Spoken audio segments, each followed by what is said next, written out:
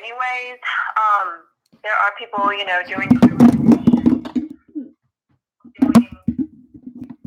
there are people doing group rituals, where one person who will plan out the ritual, they will know the intent, and they may say something to the people who are doing it, oh, this is what it's for, but their intent may not be for that. They may just, be trying to use the energy of the people in order to get what they are trying to get from the people. So there's so many entities that are masking themselves as these benevolent divine beings that truly aren't. And these are your Arcons. They are pretty much assisting in the deception. They're out there to block people on their path to spiritual growth. And again, I just wanted. Yep. No, I just wanted to remind everybody that we're talking to a special guest on the show today, and I hope I pronounce your name right again, Karaya, and which means moon, and it's an indigenous name, and we're talking about all different manners of spiritual warfare. And so what I've also done right now, just in case, because it looked like there might have been some sort of a glitch going on with the radio program. So I'm on YouTube right now also to make sure that we're recording everything live. And so those people who are having any kind of difficulties, they can go over to the YouTube channel and begin to start listening and participating over there as well. This is one of the reasons why we're going to be making sure that we're going to be developing our own radio networking program, so then that way we don't have to go through any of these kinds of things. But right now we're talking about succubus groups and how people being, I don't know if you can say the word led, or they're being, what would you say? Are they being led there, or they're kind of just gravitating towards it by default? I think it's a little bit of both, because I do believe everyone has free will, but I also see how hard these lower entities work to deceive, and like we're doing the show, like you said, on your YouTube now because we're having issues. So this is the type of tricks and games that they like to pull whenever they know something is being done for the better good, for the good of the people. They will try to intercept. So this is the type of things that they do. But I think it's a little bit of both, being led and kind of gravitating towards that, because people like gravitating towards things that are popular, from what I've noticed. And a lot of those things that are popular are not really beneficial spiritually. So yeah, I think it's both. So just for one more time, just for the inner live portion of this, could you just explain what a succubus group is? Well, it's not a succubus group, but a succubus is a spirit that comes in the female form, and it comes into your dream, and it engages in sexual intercourse with you. And the male form of that is called an incubus. And I did want to speak a little bit on that. I don't know if you wanted me to go into that now or... No, go into it right now. Okay.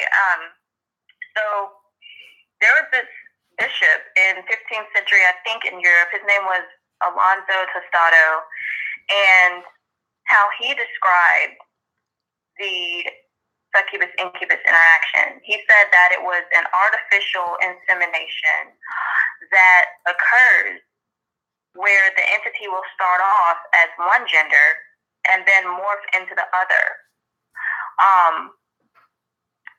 But I thought that was interesting. Yeah. Because I've had experience with the succubus. And let me just tell people another way that they open themselves up to these type of entities. When you have certain issues that you haven't healed from, a lot of people have issues stemming from childhood, and you try to gloss over those issues and you try to ignore them, and you try to find outlets, whether it's drinking, whether it's drugs, whether it's food, to ignore your issues as opposed to healing. that is like leaving leaving a wound open. It's like an open wound, and it's like putting salt in that open wound. So it basically leaves you open and very susceptible to these type of entities so that they can come in. So now the most recent one let me go into first a little bit about what I just spoke on, and then I'll get to that. Regarding this, I brought this up with what this 15th century bishop said. There is a person who has, this public platform, and this person actually did a fertility ritual. And, I observe, I'm very analytical. And so I observed it, people were, doing the ritual, whatever. Now, apparently 3 women have gotten pregnant from this fertility ritual. And all of them are in abusive relationships. The woman who told all of these people to do these fertility rituals because she says we need to bring in divine children, blah, blah, blah, she herself is actually a parasitic entity. But like I said, these entities will try to mimic that which is truly, I don't want to say good or bad, but balanced and orderly, that which in alignment with nature and the great mother. They will try to mimic that in order to get whatever they're trying to get. But this Bishop Tostado also said that the succubus, incubus entities, they'll start out as one gender, I guess let's say a male, to impregnate the female, and then they'll use that. It's like an artificial insemination process, basically, that they use to get, he termed it satanic children. So this person is claiming that they want to have a community and all of these things, but anyone with spiritual eyes that can see what's truly going on knows that it's basically that type of situation, trying to just use others in order to get children and feed off of these children, whether it's spiritually or physically feed off of these children. And there's a lot of that going on. So let me ask you this. Is now, when you say impregnate, are you saying that the spiritual entities are impregnating these women?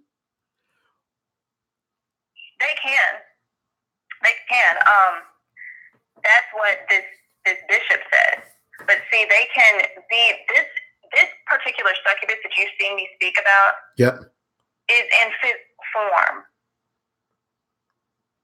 People can fall under possession by these entities, but like I said, people also have to be responsible. When they don't heal, they leave wounds open. They make themselves very vulnerable to be inhabited by these low level entities. So I don't know what this person has gone through in their personal life, but they are indeed a succubus entity, and I know the type of entities that they deal with, which are incubus, males who call themselves warlocks and things like that, or angels. They call themselves angels too. So these are just things that people have to be aware of. I don't know if this particular succubus herself can get pregnant, at least not anymore, but she is using other people to bring in the children that she wants to feed from. So that is definitely being done.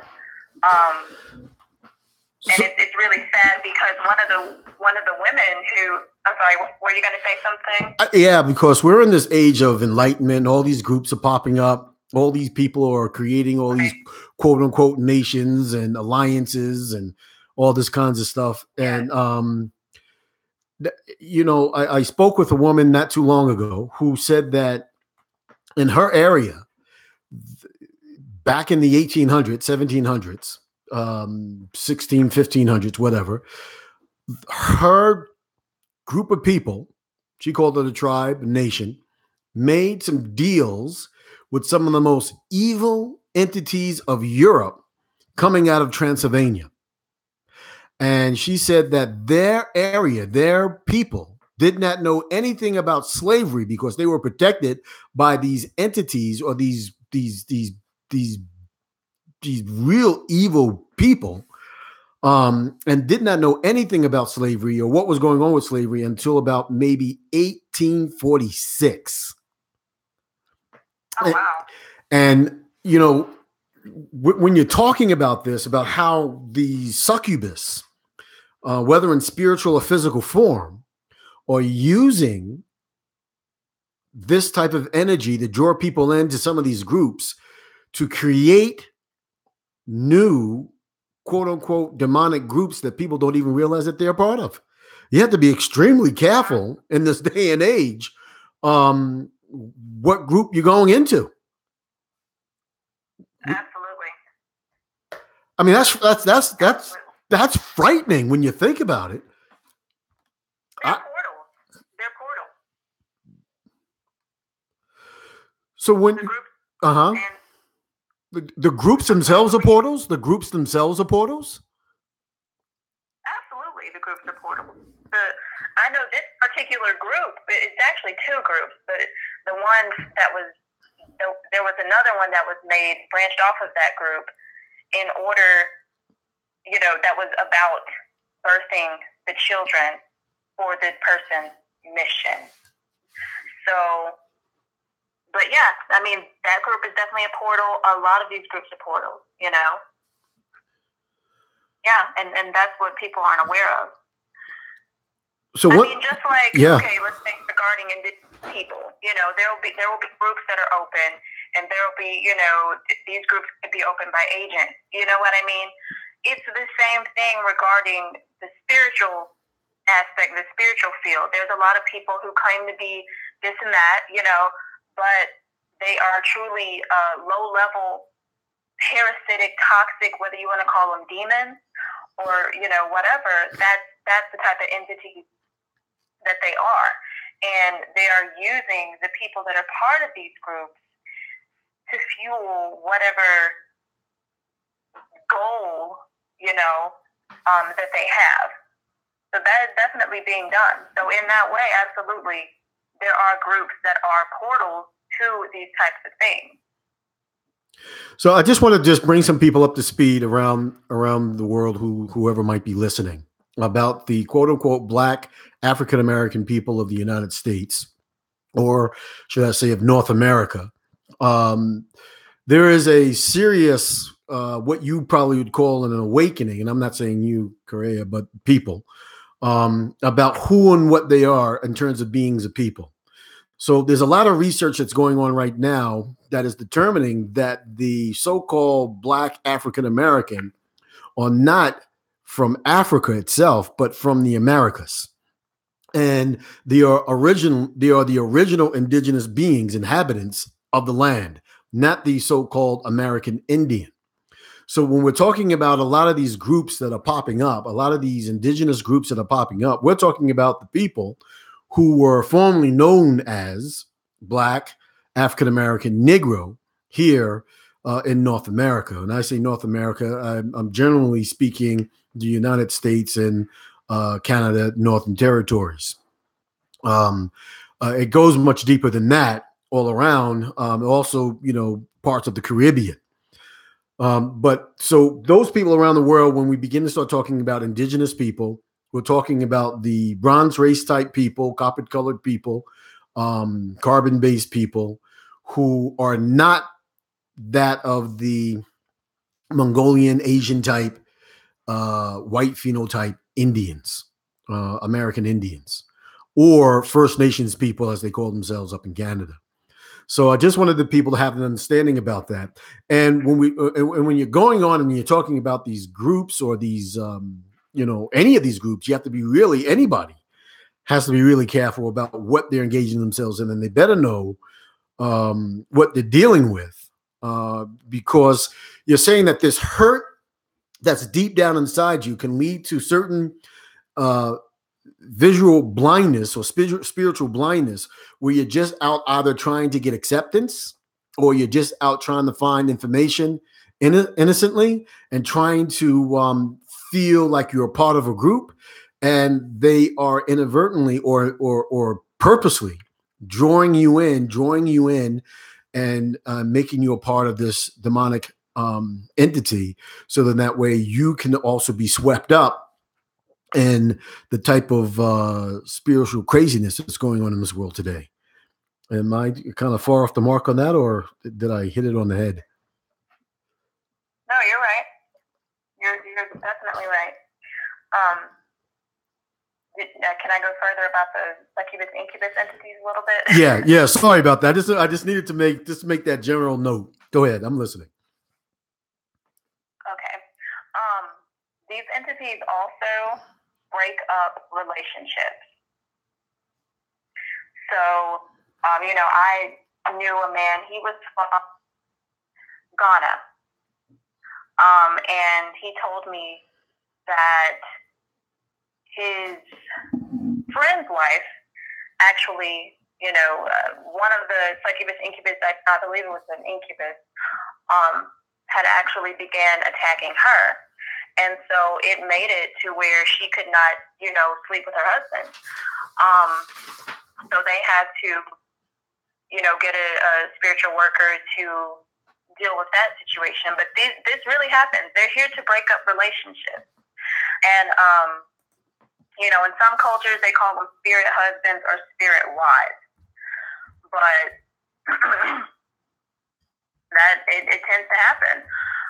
And what people don't understand is, because I think when people hear spirit husbands or spirit wives, they may want that. They may think it's something good. I've seen a lot of people think that just because it's a spiritual being, that the being is actually trying to help them and do something that's for their good. But that's not the case. And people need to be very careful about what type of spiritual contracts they're making. I've seen people, and there's so many witch groups and, warlock groups and, just different types of these groups. And I've seen people talk about, this so-and-so, this entity came and had sex with me, blah, blah, blah, and they're happy about it. But what they don't understand is that the succubus incubus entities are very toxic and parasitic, and they will drain you. So let me ask you this. I'm listening. So if they have sex with you, are they depositing, especially the females and even males, are they depositing their spiritual essence of negativity and everything else like that inside of the body, the physical body? You're saying the succubus incubus entities, are they putting negative energy into the bodies of the people that they sleep with? That's right. Okay. I would say so. I would say so. Like I said, I've had experience with that. My first experience with the succubus incubus entity was, I believe I was in high school, and at that time in my life, I didn't know, who I was. I didn't know what direction my life was heading. I was in a state of confusion. And so it was easy for these entities to come in and do that. And after that happened to me, I remember feeling so drained from that type of exchange, just waking up and just feeling so tired, like not even wanting to get up, to be honest. Yeah. So absolutely do that. Absolutely. My most recent experience happened from the entity that I told you about, who has a public platform. Now this entity, she uses men, and if you look up anything about the succubus in particular, the succubus will use men to get whatever she wants to get done.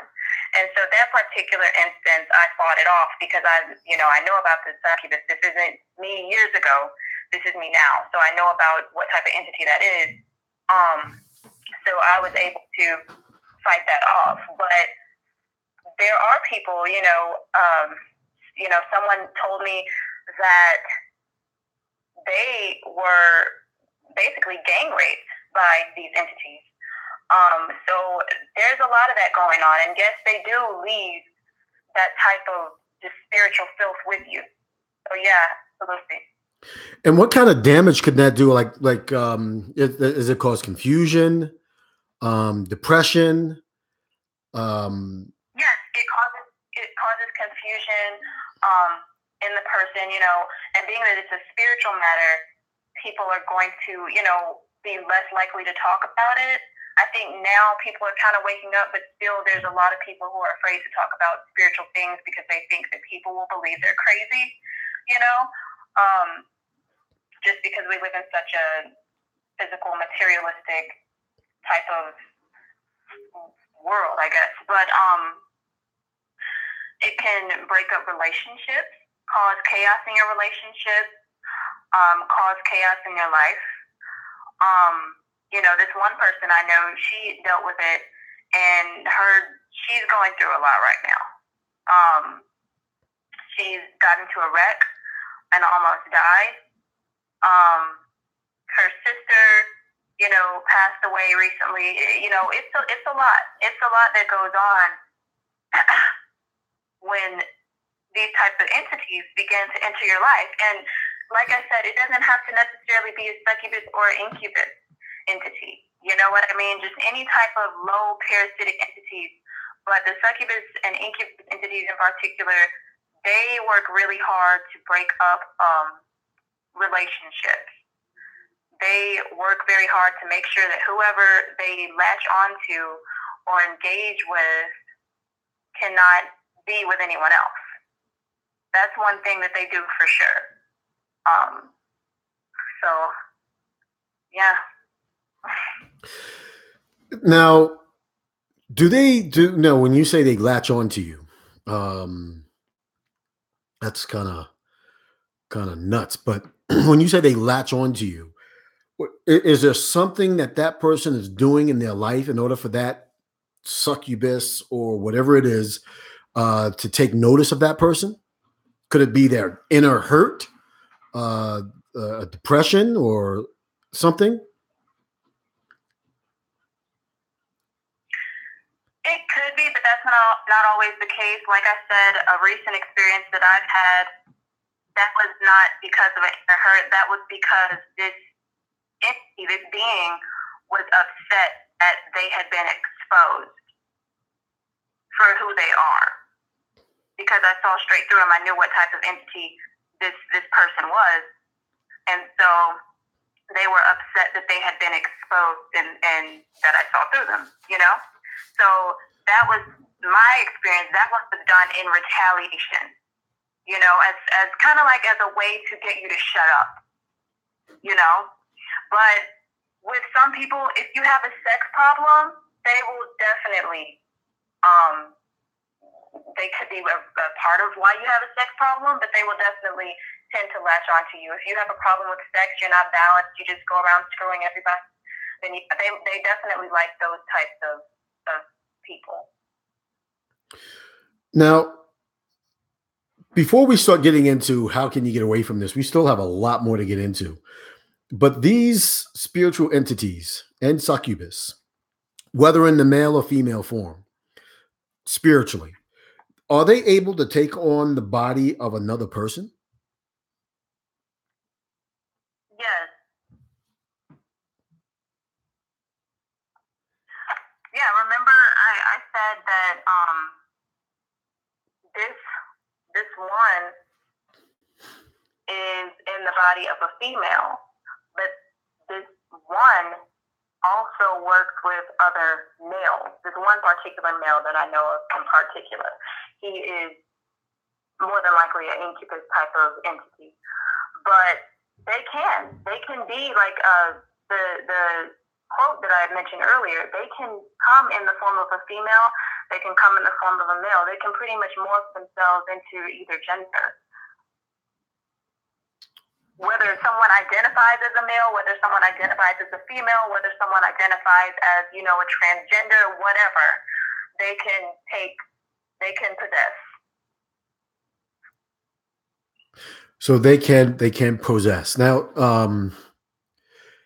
are they able, without possession, are they able to oppress a person on the outside of the being just by being around them as well?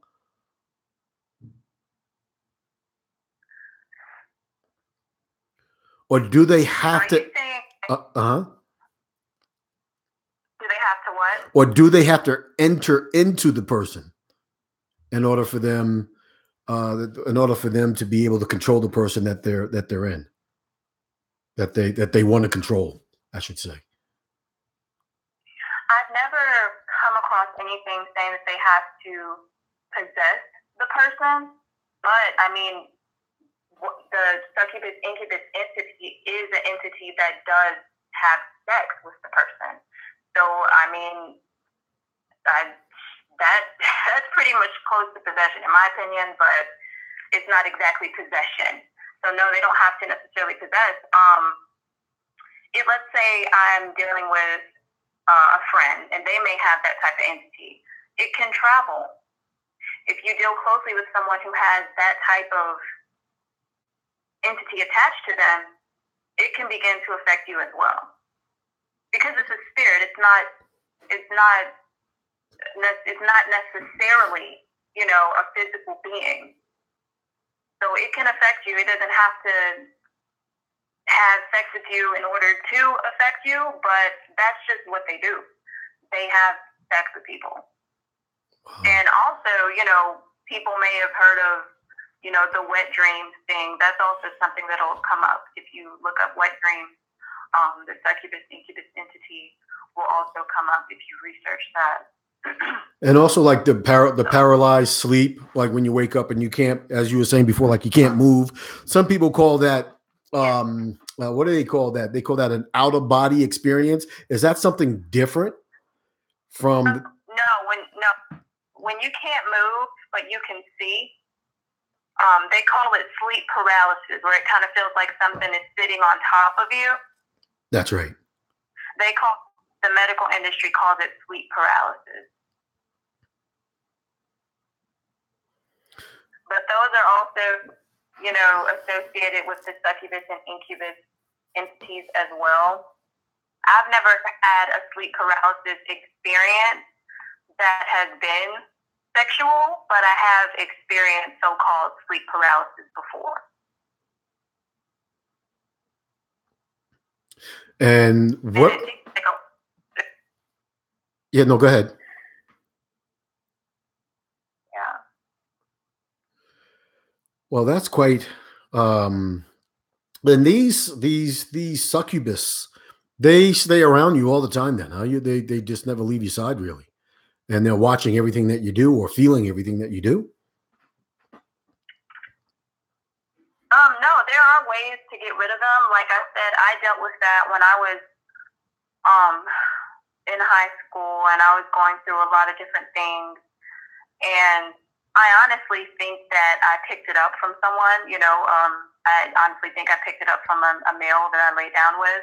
Yep. But when I began to heal myself, I didn't deal with that again. So I want to get it before we get into the healing part of it. You said that you picked it up from someone that you may have had close relations with. So right. Things can jump from one person to another, or they kind of like if they're interesting. So people have to be extremely cautious of who they're laying down. Yeah, who they're having any kind of a sexual, physical, emotional relationship with. Yes, because they call them sexually transmitted demons. Or spiritually transmitted demons, I think is what they call it. So yeah, you can definitely pick up something spiritually as well, depending on who you deal with. So now you got to watch out for these groups. So any group that you get into, you have to make sure that it's spiritually clean, right? And you have to make sure that the people who are leading that group aren't succubus or any kind of other type of entities trying to draw you into something that's demonic. And is demonic a right word? That's a word that I think a lot of people will be able to understand. But even that word, it doesn't necessarily mean, evil or benevolent, But I think that's a word that we can use to get to, more people. So as we get deeper into this, let's talk about spiritual vampires. You know that Right. they're possibly all over the place. What is a spiritual vampire? Well, I want to go into the Archon first because all of these entities, I would honestly label them all as Archons. So I just kind of want to explain that a little bit and then go into the energy vampires. Is that okay? That is perfect. Okay. Um, the Archons are said to be those who assist the demiurge. The demiurge is like the creator, God, like God of the Bible. Okay. Yeah, like the God in the second creation, like that God of the Bible. And so they're also, patriarchs. The Archons are mentioned in Gnosticism. I'm not deep into Gnosticism. But, when you talk to people and begin to research for yourself, you can come across all types of things. So, that they are the ones who attack people, like I said, in order to kind of like be a stumbling block in one's path and stand in the way of one's spiritual growth. So they tend to thrive off of people's ignorance. I wouldn't say that they are benevolent beings at all. Rather, quite the opposite. And they tend to mimic the benevolent beings in order to draw more to them. They actually like to feed off of those who are on more of a divine, balanced path in order to empower themselves more. But they tend to take, like I said, they mimic everything that they think they know. They're counterfeit spirits, so they, like I said, they pretend to be divine entities when they're not. So that's basically a counterfeit spirit. And that they're basically in place to keep people from reaching a state of balance, of spiritual balance, of what people would call divinity. So these type of entities that we're discussing tonight, I would call them all Archons. Mm-hmm. I would call them all Archons. Now, is Archon like a term, or is it an actual beings of entities? They're entities, but of course, Archon is a term that has been placed on. Like I said, there's so many different terms for these different types of entities, but they all essentially serve the same purpose. They're all lower parasitic, demonic, if you want to call it that, entities. But they have many different names. And I would say that the ones we're discussing on the show are all so-called Archons, what they would call Archons in Gnosticism. Now, when you say Archons, a lot of times I listen to a lot of different shows about UFOs, about the Palladians and all these other kinds of things. And they come up with all these different races of beings that are out there. And one of them, which is a very popular one, is the Archons. And, I don't have their description with me right now, but in the European mindset, the Archon is a very, very, very popular type of what they call alien. I mean, that because, like I said, they mimic, and so honestly, if we're talking about, you said European, that's a lot of what they do. So I'm pretty sure they would be popular among them. But even with the, like you said, the UFO, you said you listened to a lot of that. I made a video about that entire, people saying they're contactees and things like that as well. Because I think that people are just saying, this alien, this and this and that. And if you really look at the word alien, it simply means a foreigner. But I think that people are a little bit naive or maybe gullible to that whole sect or that whole subject matter about the aliens and different, like you said, the different types. Because what I've seen in these alien groups And among, people on, online, YouTube, whatever, they talk about this whole thing and being a contactee. I think that those are just other spirits as well. And I think that people are just putting different names on them, And when people talk about contactees and being a contactee, again, like I said earlier, they have to be careful with what they're opening themselves up to. Just because we may have heard about, what you said, Pleiadians or things like that, I'm not going to go and try to open myself up to any type of entity that I am not sure of. I don't know if this is a benevolent entity. I don't know if it's a malevolent entity. So this is my thing. People want to have an experience. They want to be part of the experience so bad, and they need to know the other side of the experience. And that is a lot of people, the David Ikes and things like that. A lot of these people are mixing the truth with lies, and they themselves are being used by these entities to get certain messages and things across. And they're saying that they've been contacted by certain entities. And some of these people who claim to have been contacted I've seen a lot of videos. So I don't even know, I don't even remember how much. I've been watching and researching for years. But a lot of them will come out and say, oh, well, I don't know if this is that, or I don't know if that is this. They don't really know they don't know how to discern what type of entities they're actually in contact with. And I think that's the dangerous thing about this whole entire thing. People are just wanting to have an experience so bad that they don't think about what type of experience they'll have. So I'm sorry, I just had to kind of add that tip when you brought up the UFO. No, it's very important because back in the 50s and 60s, the Air Force did a study. It's called Blue Book, and there were some scientific researchers and physicists that actually studied the whole entire alien phenomenon.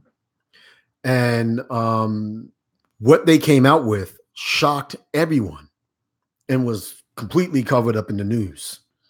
And what they came out with was that these are not physical type entities. They are more spiritual entities. And they wouldn't even say that they were interdimensional entities. They said that they were more spiritual in nature. And that brings up a whole new dynamic in terms of the definition of spiritual and how we're relating to it in terms of who we are as beings of people. Because if they're saying that these aliens are spiritual beings, what in the world are we really dealing with? Exactly. That's basically what I'm saying. People just have to use discernment and, to know what type of entity are you dealing with. So yeah, it's didn't really mean to get off on that tangent, the alien tangent, but this is all part of the conversation, and people need to understand that, as they're It definitely relates, though. They're spirits, People can call them aliens. They're spirits. That's right. And so, and again, a lot of the things that we look at and that we have an understanding of, including the majority of our history, is under the geysership of, quote unquote, the European model method and the way that they look at everything in life. And exactly. Not on terms of what we would call the copper-colored people, bronze race, or the indigenous people, which is now what the world is getting right now. They're getting a new type of look in a way that they've never experienced it before. And this is one of the reasons why I am so glad that you're on the show, because, when you look at Ancient Aliens and you look at all these different, people out there speaking about all these different things, they need a new perspective because they know something's amiss. And I mean the public. They can't connect any of the dots. But in our genre of things and where we're coming from, we can definitely connect all the dots because we're not afraid to look into the dark places and find out the truth. Exactly. So it's a frightful thing when you begin to start looking at this whole entire subject, especially in this quote unquote awakening period that the original indigenous beings are in the United States, North America right now. And with all these different groups that are coming up. And with the whole entire, how can I say, world situation that's happening in terms of all this stuff happening at CERN, you know, it seems as though a lot of these portals are opening up and they're coming in like full strength. Do you know anything about CERN?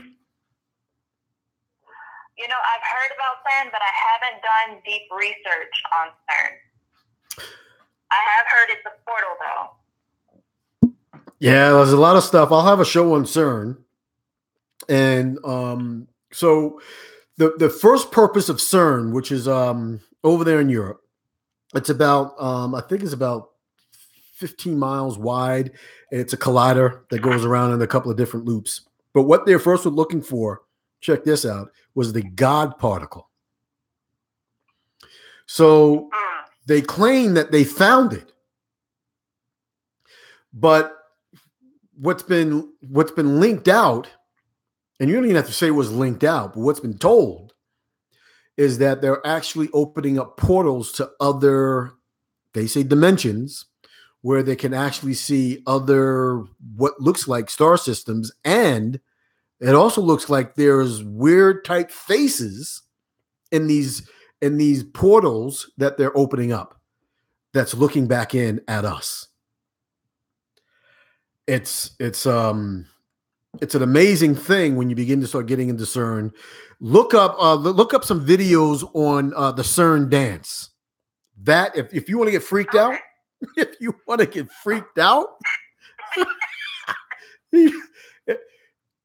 I'm telling you, why would a scientific community do something like this? And if you can't find it, I'll make sure I'll do a video. I'll do a video on it in the next couple of days on the CERN dance. And we can have a conversation about that. That is insane. The other thing that you should look up is, remember how in Switzerland, they opened up the largest and deepest train tunnel ever built called Goddard? And they had a whole Goddard, right? The Goddard Tunnel. And what they did there was they had a whole entire ceremony, which lasted all day long. And you have to watch it to believe it. I can't even explain it, but I'm going to have to do a show on that one as well, because when you take a look at that, it will just blow your mind. It was an all-day ceremony, and they had the Baphomet, they had land creatures, they had floating type demonic people, they had anything dealing with the occult was a part of it.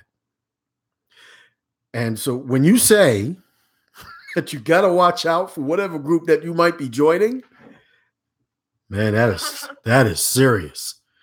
Because these people are out there, they're real, and they're no joke.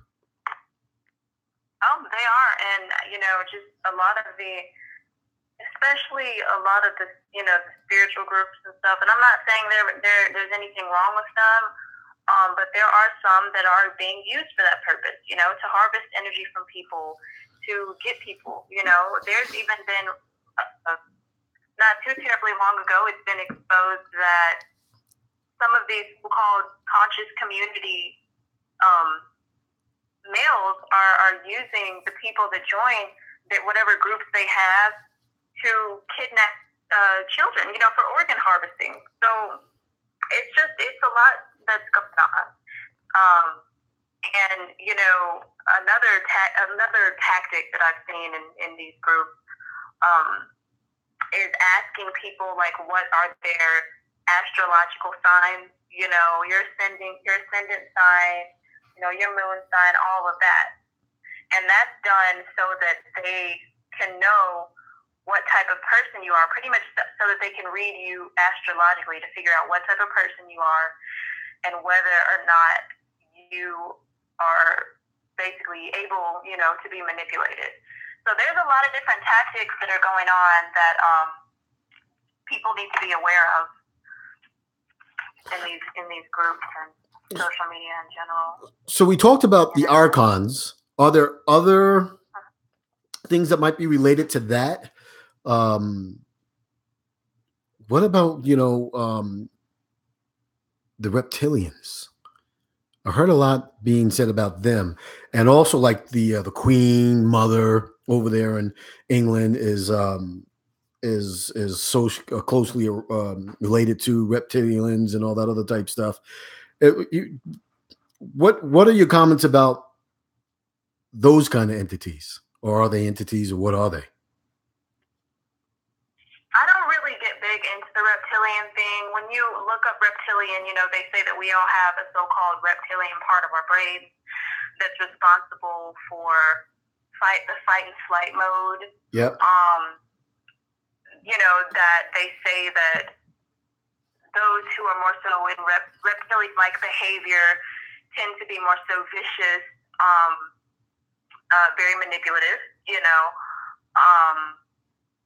very vampiric, very, there's just all types of entities. They may be cannibalistic, just things like that. So I guess if that's what they mean by reptilian, that type of low type of behavior, parasitic behavior, then I guess a lot of people would be, because I've seen a lot of people that operate in that way. You just can't trust them.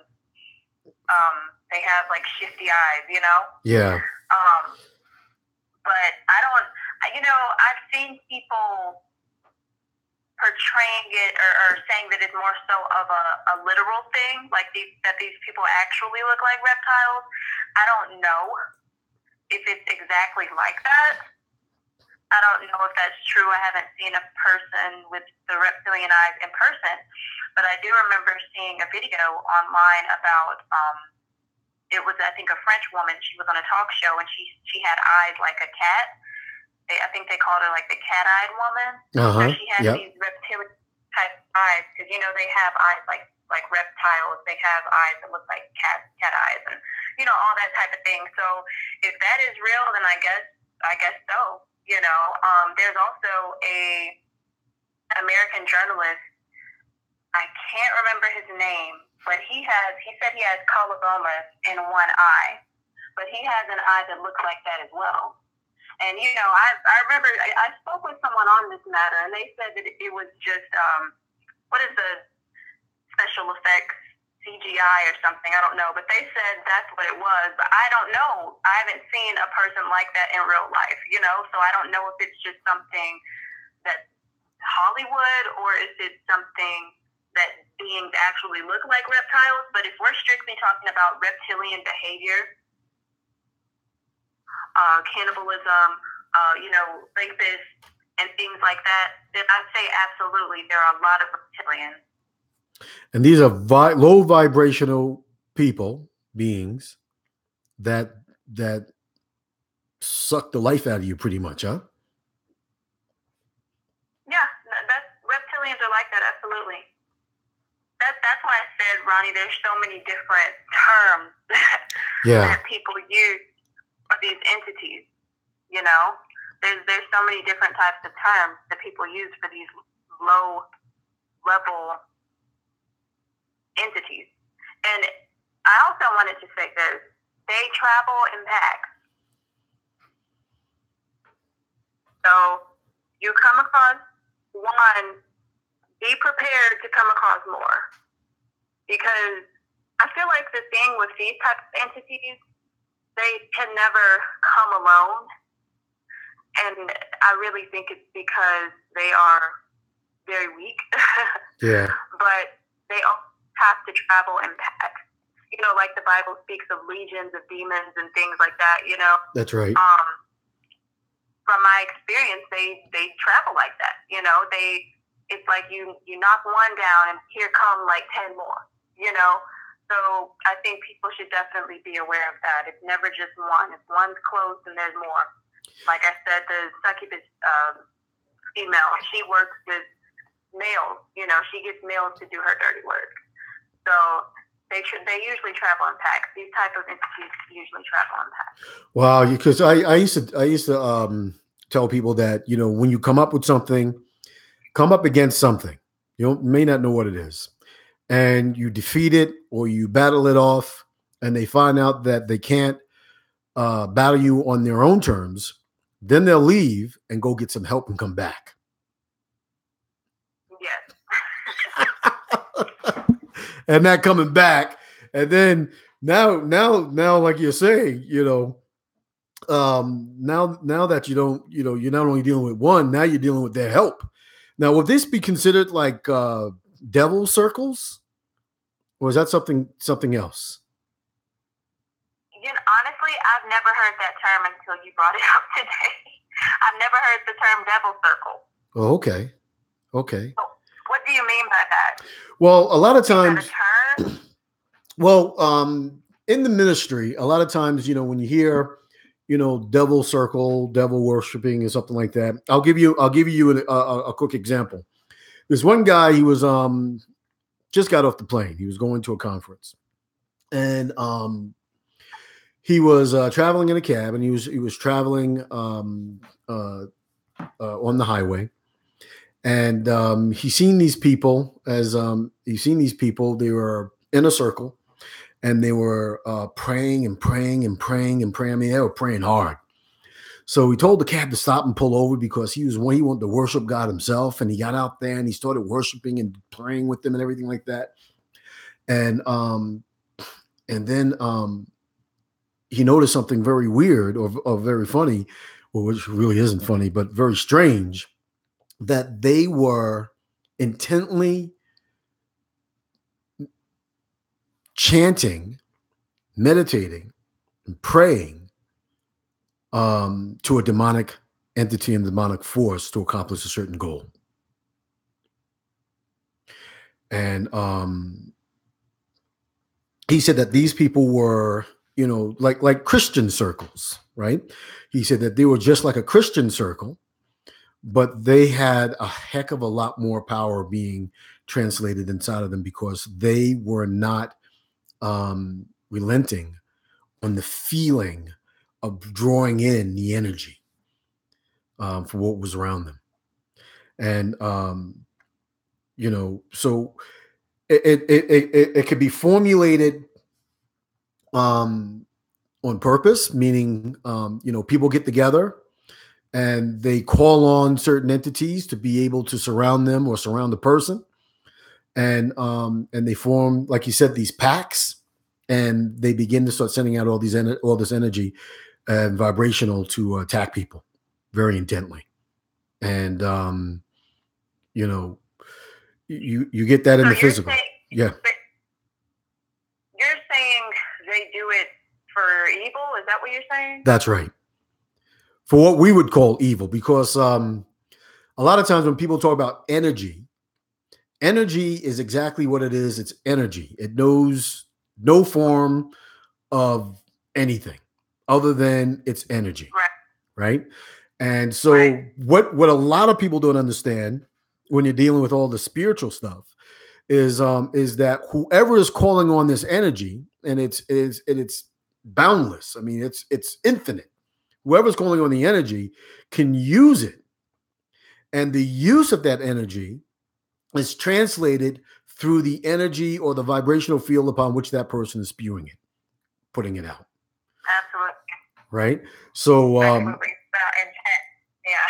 That's why I asked what you meant by it, because, you know, I don't necessarily think that being in a circle or, you know, whatever type of ritual a person is doing, you know, is necessarily like, devil is another indigenous term, for the evil. You know what I mean? Yeah. So I don't necessarily think that just because people gather to do a ritual and they're in a circle or they're dancing around a fire in a circle or whatever, that it's necessarily something that is so-called bad. I think it depends on the intent, like you said. The intentions, that's right. Because you can take those intentions and you can produce something, what we would consider to be very good. And again, that term good is relative because good for somebody is bad for somebody else. Right? Exactly. So, because good could be, great for me, but it's taking away something from somebody else. Right? So, and that's one of the things about the original indigenous movement here in the Americas. There's a lot of energy flowing in, and as we're talking right now, it's making me very awakened, knowing that the energy that we're pulling in could be used in a lot of different ways by the entities that are out there that are already in control. And and what did somebody say? Jesse Duplantis, I think he said something about electricity. You can use electricity to cook a chicken, or you can use electricity to cook you.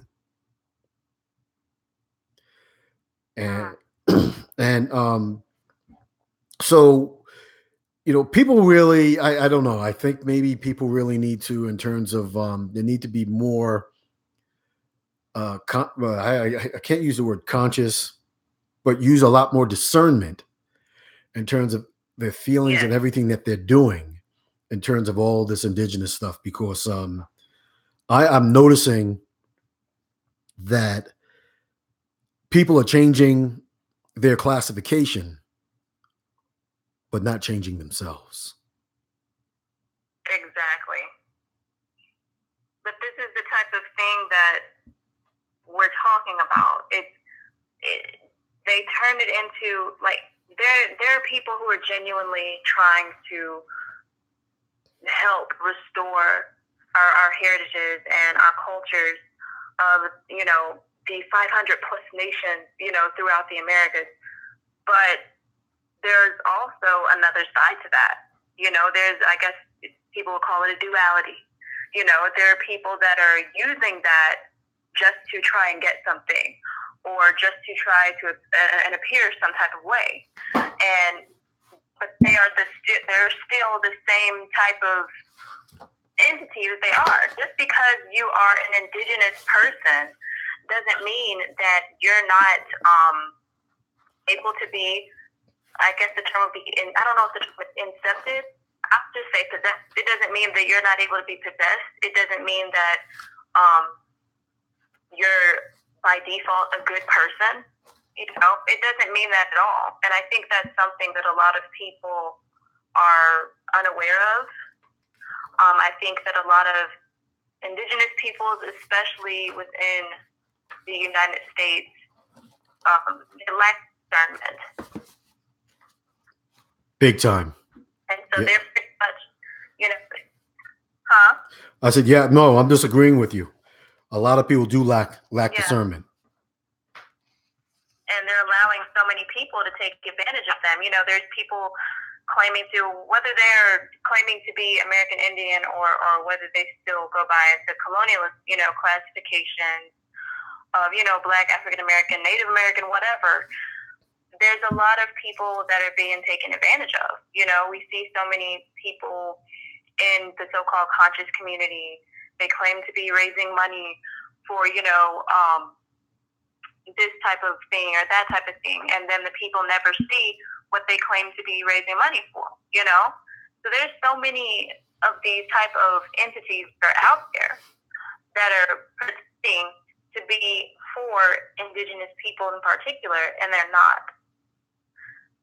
So, and like I said, they can come in brown skin too. It doesn't matter the skin tone, because they can take on many different forms. So people really just have to be aware or discern what's really going on. I think being aware is like, one thing, but I feel like a lot of people, they're aware, but they can't really discern the people that they're around. I don't know. I just kind of feel like they don't. I feel like discernment is a little bit deeper than just being aware. Yeah, I agree. It's well, this is becoming quite the serious conversation that we're having right now. It's do most people, are they aware of what's happening, or what's going on? Are they aware that these entities and stuff like that, they're around them? I don't think so. No, I don't think so at all. I think that more people are starting to wake up to it, but do I think that most people are? No. How can they become more aware?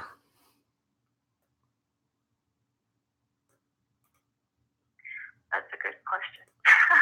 Because I mean, like, well, I think, do you mean aware or discern? How can people discern?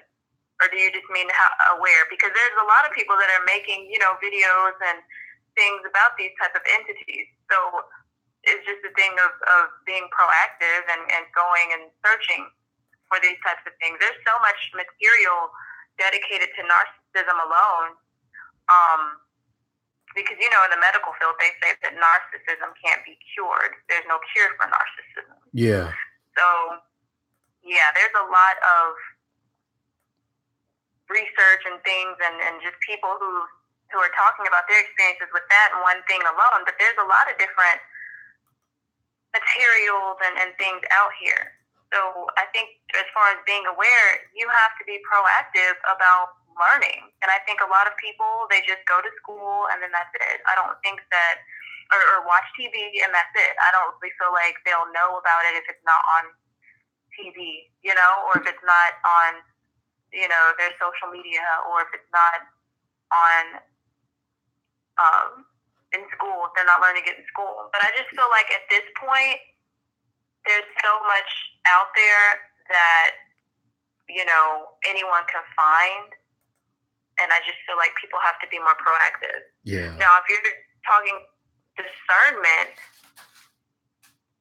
I think discernment comes with being, I guess it does come with being aware, but I feel like you have to have more of, I don't know if it's more of a soul, because I think there are soulless beings who can discern what type of entity beings are. But I think that when it comes to helping one discern, they really have to focus on becoming better themselves spiritually, Yep. and really work on themselves spiritually, because I've noticed those who lack discernment are those who do not focus on themselves spiritually. You can have the best health physically, and things like that. You can read however many books, but I feel like when you really work on yourself spiritually, that's when you are able to see more. It's kind of like a lot of people are walking around with a bunch of spiritual filth, and they're constipated with spiritual filth that they haven't dealt with and cleansed themselves of. So that's clouding their view. They can't really see anything else. Because they have so much that is built up over the years, that they're trying to sweep under a rug. They can't see anything else. But it starts with self. Yeah. So understanding when you say spiritual filth, how does that develop? Does that develop through bad relationships, bad habits, bad thoughts? Yeah, I think it can develop through bad relationships. A lot of people have problems from their childhood. They may have been abused, things like that. And when people do not heal from those things, that's when they become easier to target. One person who I have spoken with recently is dealing with a lot of things spiritually. Honestly, not one person, a lot of people, to be honest. But one thing that is not being done by a lot of people, they're not healing from whatever trauma was caused to them in their past, and whatever things have happened to them. And so what happens is, the Great Mother, some say the Great Spirit, some say the universe, is going to continue, to allow you to face those situations, because it's like a test. Are you going to pass the test? You know what I mean? Are you going to be able to pass this test to get to the next level, or are you going to allow it to keep you in a low space? And a lot of people are suffering from childhood trauma. And so that suffering from that and not healing from that makes it easy for them to be used, abused, and attacked even more. So I don't want to take so much. The thing about these entities, they get a lot from people being fearful. So I don't want anyone to think that just because we're sitting here and discussing this, that we're fearful, because I'm not fearful of these entities. But they feed from fear. They feed off of fear. They're beings that feed off of fear. So they feed off of fear and ignorance. Like I said, the Arcons, thrive off of ignorance. But once you deal with yourself, they say know thyself. Once you deal with yourself and you heal and you know who you are, then it's harder for them to possess you. It's harder for them to come into your energetic field and start manipulating those that you deal with closely. You know what I mean? Yeah.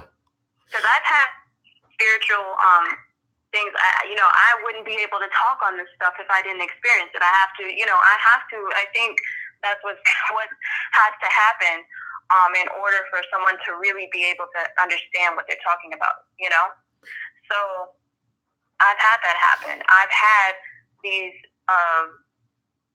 entities try to come to a partner that I had and try to get to me through this partner. They weren't able to, because my partner was like, no, you're not going to get her. I'm here to protect her. But the point is, my partner also is more, I don't know if aware is the right word to use, than the average person. The average person isn't aware of that. And so if that happened to the average person, they would have gotten to their partner. You know what I mean? They would have gotten to their mate, because they don't know what's going on. They don't have the spirit of discernment. People who are going through a lot don't tend to think, oh, let me work on myself spiritually.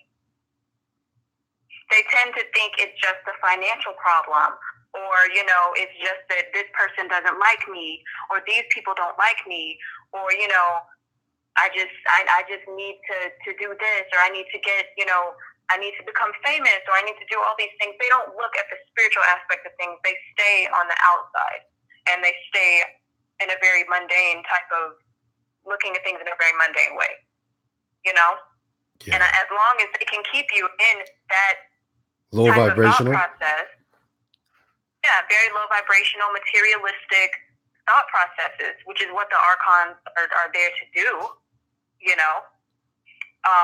because they say they are assistants of the demiurge, the creator of the so-called world.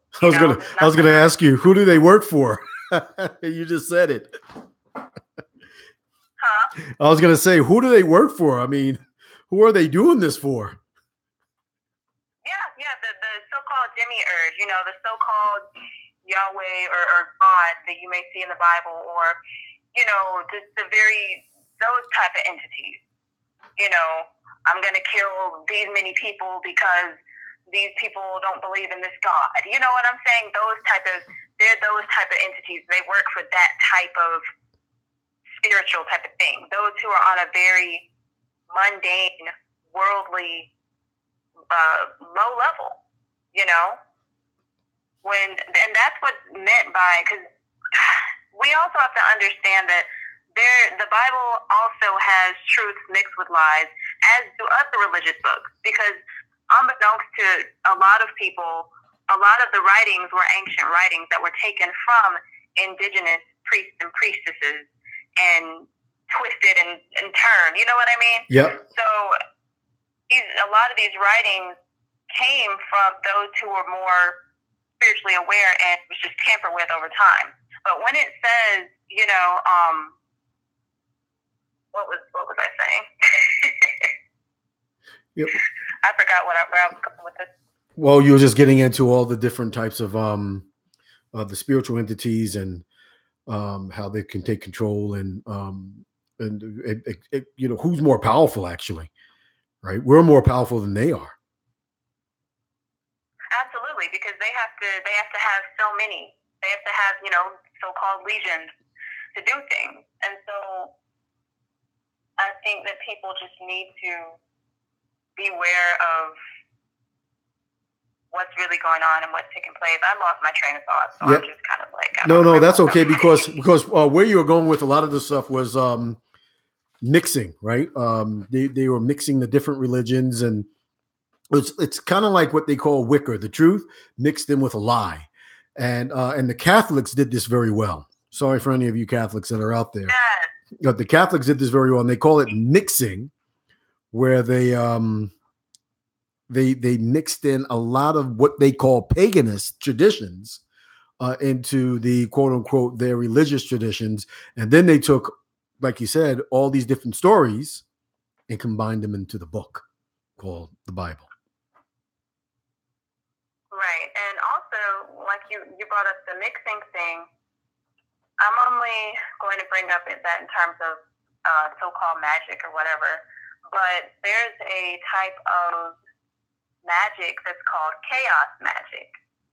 And chaos magic is just mixing a bunch of different so-called, you know, magical practices or whatever that people find here and there and everywhere. So honestly, I would say the Bible is a book of that, a book made out of chaos magic, to be honest. But that's another thing that people are getting into. People are getting into chaos magic. So, you know. So how people can? Just have to, yep. People have to do what? No, say people just have to what? Oh, I was just saying that people need to know what they're really getting into instead of just jumping into something and saying, I'm going to summon this entity. You know what I mean? People need to really know what they're dealing with. Well, you mentioned this earlier about, you know, the indigenous practices, soulful spiritual practices. And a lot of people are beginning to start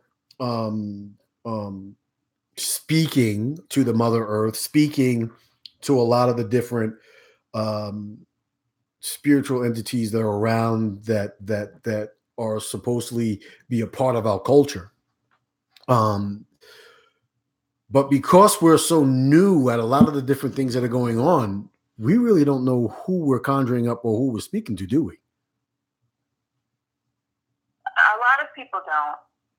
No, and honestly, that's why I said on a video that I did regarding the contactees, if it's not like an ancestral spirit or a nature spirit, which is something we, you know, indigenous people tend to, you know, put a name or kind of like personify a certain type of, you know, energy, whether it's a warlike energy or whether it's love, you know, things like that. We tended to personify those and, oh, this is this type of entity, you know, in order to better understand how to deal with that. And that's something that a lot of people don't understand either. But because they don't understand that, they need to be careful when dealing with anything outside of an ancestral spirit and nature, you know? Yeah. I feel like if it's anything outside of that, people need to be very, very cautious. Now, when you say ancestral spirit or nature spirit, could you give us a kind of a definition of that? Yes, nature spirits, I'm like, the spirit of the water. Everything has life. The water has life. The trees have life. The animals have life. You know what I mean? Yep. So there were certain deities. I can't think of the name of any right now. Some were snake. Some were panthers. You know what I mean? There's just different types of so-called, what colonialists would call gods that we base off of nature. So that's what I mean by nature spirits. When I say ancestral spirits, I mean your direct ancestors. Some people have, honestly, a lot of indigenous people, they don't know this, but when you put photos of, your deceased loved ones up in your house, that's like a shrine. That's like your own personal shrine. That's a space that you made dedicated to an ancestor. So, that's what I mean by ancestral spirits. Those of your bloodline that have gone on and passed on. Okay. Yes. So there's a lot to think about here in terms of, when we're dealing with all these spiritual type entities. It's a serious matter. Yes, absolutely. So now, if somebody gets attached to one of these things, or something got attached to you, something infiltrated you, a couple of questions on that. One, how can you get rid of it? I mean, something following me around, it's attacking my wife, my girlfriend, my husband. How do you get rid of the damn thing? Excuse my language.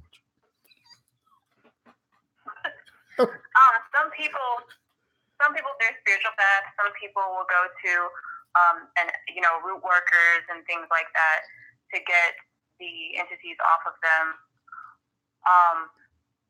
I also recommend working on self, because in this as well, these entities can continue to mess with you whenever you do not take accountability. When you continue to run and run and run and not see what part that you play. And like I told you, when I had picked up the succubus incubus entity when I was in high school, yeah, I see what I was doing. You know what I mean? So people have to be aware of the type of things they do and the type of people that they deal with. And I wasn't. And I didn't know about it. I didn't care to know about it. You know what I mean? Yeah. So I think that this is why at Daughter Divine we emphasize healing. Because if you're not healed, you can do so many things, but it's almost like you're going to continue running into the same type of issue. So I want to... Because... Yeah, go ahead. Oh, no, you can continue. Well, I just wanted to make sure people understand, because I dealt with a lot of this stuff myself, right? And I tell you, I can tell you some stories that would probably make your hair cringe. And sometimes what happens is that the reason why you'd go to people like Daughter Divine, Karaya, is because sometimes you need help. Like I said, they're ganging up on you. Sometimes you can't think clearly. You're in a very low vibrational state. You're very vulnerable, and you're trying to pick yourself up, but they're constantly just down on you, and maybe even on some of your family members. And it's like when you go house clearing. Sometimes you can't clear your own house. You have to bring somebody in to do the house clearing for you, because you need that fresh energy to be able to be instilled inside of your being and around your auroric station, which is your physical body, and your soul, then your soulful body. So this is the reason why you have to go out sometimes and you have to seek help. A lot of people try to do it on their own, and it could be disastrous, because you don't know exactly what you have either combined yourself with, or what you have gone into concert with, or what kind of agreements you've made, because a lot of people do a lot of things and they don't know that they're making agreements and covenants with a lot of these different entities. Can I say this as well, though? Yeah. Some people have ancestors that made agreements with certain types of entities. That's a good point. And so, No, I said that's a good point. Yeah, so it becomes a generational thing. There's a lot of generational curses that a lot of people are experiencing. Sometimes that could be because you may have had an ancestor that made a pact with a certain type of entity and no one else was probably aware of that. You know what I mean? So I think that that's something else to point out. I think also just because you don't understand an experience doesn't mean that it's a wicked entity. Sometimes it's your ancestors trying to reach out to you, and because we've just been so colonized, and a lot of us come from very Abrahamic religious type of backgrounds, we tend to think it's automatically evil when it could just be your ancestors trying to reach out to you. So I think that's something else that I needed to point out. And I'm glad you did point that out, because there's a lot of people, like you said, in these Abrahamic religions. I'm just going to have to point it out: Christianity, Judaism, Muslims, or whatever type, or whatever fraction. A lot of these religions really look down on you having spiritual or soulful relationships with spiritual protectors or your ancestors. And I think this is one of the things that they did during the time that they were taking over the earth, was to further disconnect us, not only from the land, but from our soulful being and the people that were able to guide us in the world, or in the spiritual world that is unseen. Yes, and those are what we mentioned, the Arcons.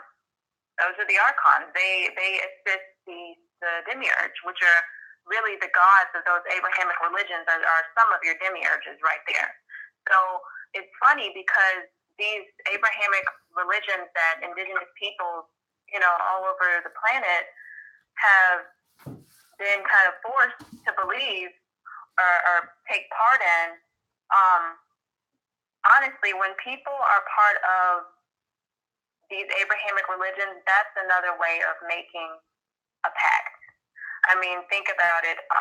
When to those entities, to the entities that we actually discussed on this call, because, for instance, I don't know when they do this. I don't know if it's on Easter or what.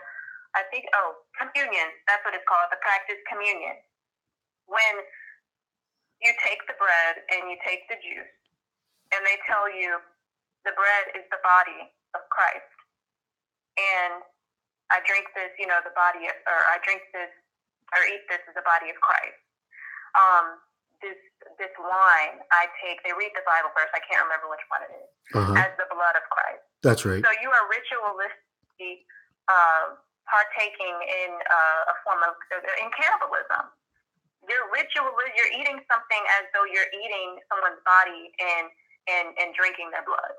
So these are the types of pacts that people are making, that their families are making, unbeknownst to them. So you don't even have to travel far. This stuff is, a lot of people's families do it every Sunday or whenever they do communion. I don't know. Yeah, a lot of times they do communion. It could be once a month. It's a special type of program. The Catholics do it almost every week, or as much as they can. Oh, wow. And they said that Jesus, whoever that may be, whatever picture you're looking at, said you need to do this in remembrance of me. So you're going to eat the bread in remembrance of my body, drink the wine of my blood. So not only are you eating the flesh, but you're also drinking the blood of a person. right? In what you would call a spiritual ritual and remembrance, Yes. and it's encouraged for them to do this as often as possible. Yeah, that's a demiurge. Um, yeah, or I'd say Jesus was more so like an archon because he was supposed to be upholding the God. God is the demiurge. So yeah, that people are partaking in those type of rituals and binding themselves to those type of entities unbeknownst to them. You know. Yeah. So a lot of that is on. So, I mean, we also mentioned because we're in these Abrahamic religions, it's swirling with angels, angels, and a lot of people don't realize that these quote unquote demons or demonic entities or devils at one point were considered to be angels as well. Right, and I'm glad you brought that up because I actually did write something about demons and angels down.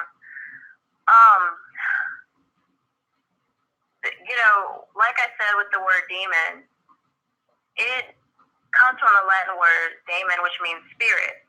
But in Greek, it just means a deity or a divine power. So it's not necessarily something that is quote unquote bad, just like an angel comes from the word, Greek word angelos, you know, meaning messenger. So that's not necessarily something bad either or good, you know. But I think that, again, people don't research these type of things, and people grow up in families that partake in this stuff, and the families themselves may not even know what type of wickedness they're spiritually attaching themselves to. Yeah, so you have to be, and also with when you get down to all the different levels of angels, I think there's 8 of them. There could be more, but when you say angels in itself, angel are the lowest form in that whole entire divinity hierarchy. Because then you have angels, and then you have archangels, and then you have principalities, which are rulers. You have virtues, which are strongholds. I mean, everybody has different levels of different things that they do, and but you know, like you're saying, you got to be really careful about what you're dealing with, because just because they say it's an angel doesn't mean that it's something that's good. Exactly. So we're coming down towards the end of the show here. Coming down towards the end of the show.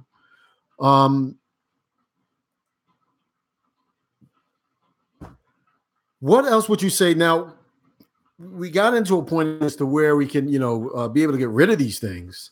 How do you cleanse yourself? What are some of the processes that you can do to be able to cleanse yourself, to cleanse your house, or to,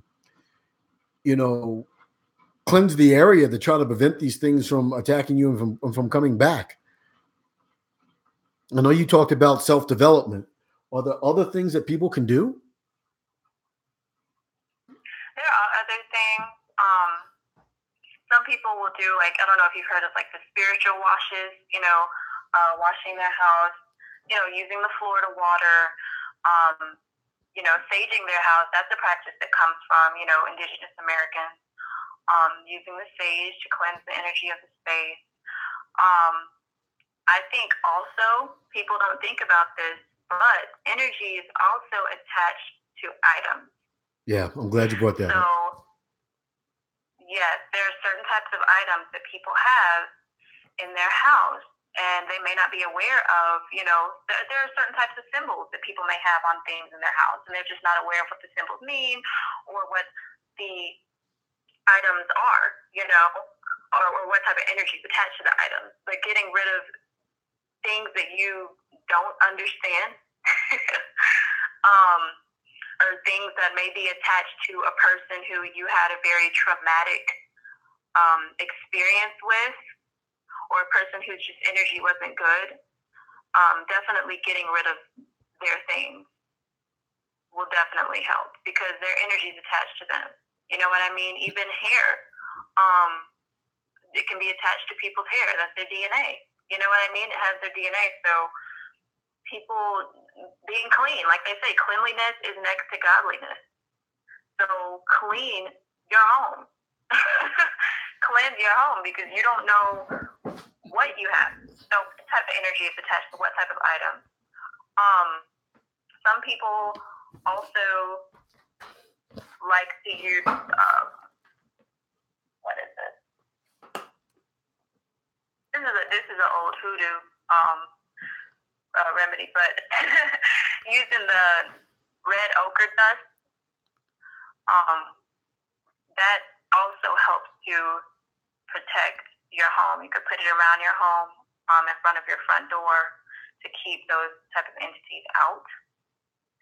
So if someone comes, let's say a person tries to come in your house and they don't mean you any good, they're going to hesitate at that red ochre dust. You know what I mean? And it doesn't even have to be obvious there, but that's another way that you can kind of filter out what type of beings are entering your space. Have you ever heard of the dark-eyed children, the black-eyed children? Okay. You just reminded me about that when you said when people enter into your house, because a lot of times they say that you have to invite evil in in order for it to be present in your home in some form or fashion. And like you said, you can bring in a picture, that's inviting it in, or a doll, or something that you got from a thrift store or something like that. Yes. These black-eyed children, I did a show on that, are children, they're very, very, very pale skin. They have solid black eyes, and they don't talk much. I don't know the specifics, but I have heard of them. Yeah, and so they come, whether if they come to your car door or they knock on your door at your house, they're always asking, "Can I come in? I'm hungry. I want something to eat." They're asking for something, but they're asking for permission to come in. And if you allow these beings to come in, God only knows what they do.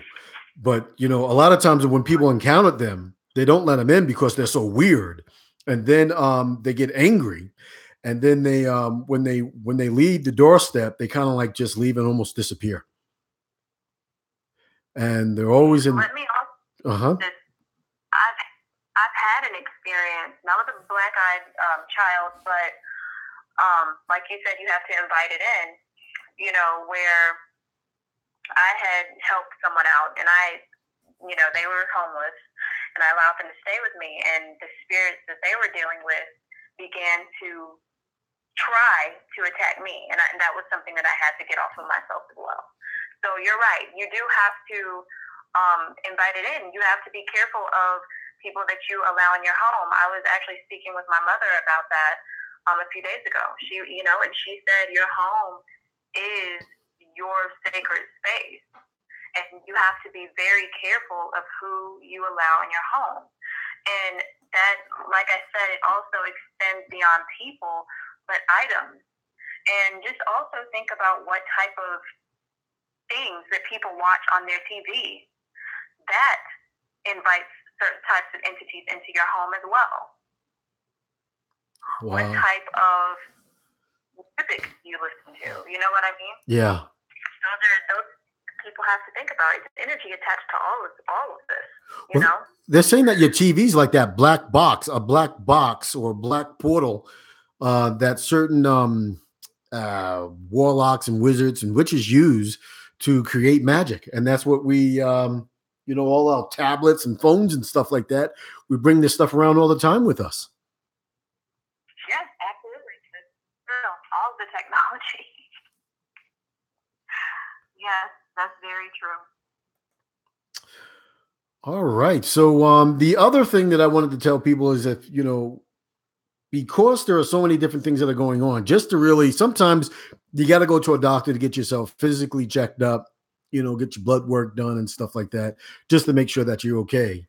I would recommend that you would go to www.godhealth, daughterdivine9.com and get in contact with them and just have a conversation and see exactly where you're at soulfully, and to see whether or not if the spiritual energy that you are actually bringing into your life is actually conducive for you to be able to have a restful soul. And if something's constantly going on around you that seems to be the same, no matter who you might be with or no matter where you might go, there could be something following you as well. And what we're going to do is ask for some parting words to say, Karaya, what can you say to the people in terms of as we're getting ready to end the program? I want to say that I didn't share this information tonight to scare people. I want for people to know what type of entities are out there, what type of things, they may be dealing with. But I don't want you to live in fear, because they live through your fear. They love that, So I don't want you to live in fear, but I do want for you to be aware of what's going on around you, and take accountability. Acknowledge what's going on in your life in ways that you may be inviting these type of entities in, and just become more knowledgeable of what you're dealing with, and just more smart about the way in which you handle yourself and the people in your life, the people you come across. Well, I appreciate you, and I'm glad that you came back on again so that we can have this conversation. And I hope that you won't mind about coming on again to talk about so many other different things, because we've gone through a heck of a lot of material here, and there's a lot more material that we really need to get through. And I deeply appreciate you. And again, please, everyone, in our section down here on Dark Matter Radio, and I'll put it on the YouTube as well. I'm going to update this. Please give them a call, contact her, and let them know. And again, as we end the conversation, thank you so much for coming on. Absolutely. Thank you for having me. All right. Take care and have a good night.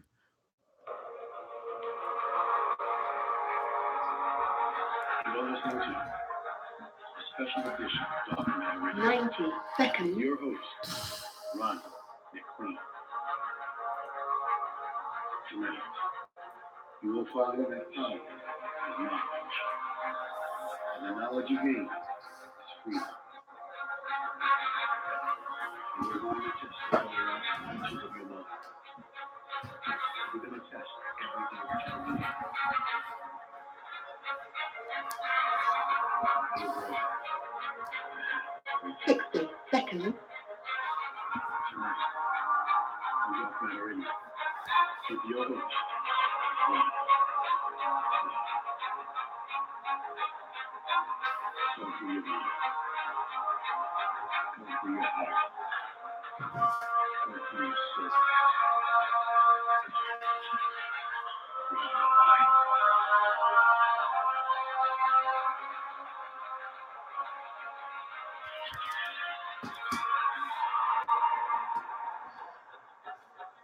This is Ron McLean for Dark Matter Radio. And I thank you all for participating tonight. Take care of your souls. Take care of your loved ones. Thank you. 10 seconds. And have a good night.